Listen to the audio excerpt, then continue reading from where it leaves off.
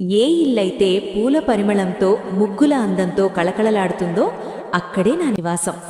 గుమ్మానికి కట్టే తోరణం నీ ఇంటికి రక్షణ అయితే, నువ్వు వేసే ముగ్గు నా స్వాగత చిహ్నం.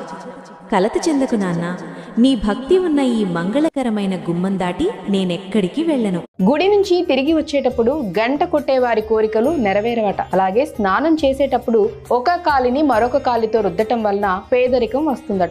ఇక నిద్రపోయే ముందు వంటగదిలో పాత్రలను కడగకుండా అలానే ఉంచటం మంచిది కాదని చెప్తున్నారు. ఇక గట్టిగా మాట్లాడే వ్యక్తులపై రాహు యొక్క చెడు ప్రభావం ఉంటుందంట. అలాగే ఆఫ్ చేసి ఉన్న గ్యాస్ స్టవ్ పై ఎటువంటి పాత్రలను కూడా ఉంచకూడదు. ఇక నిద్రపోయే ముందు లేదా నిద్ర లేచిన వెంటనే పొరపాటున కూడా అద్దాన్ని చూడకూడదు.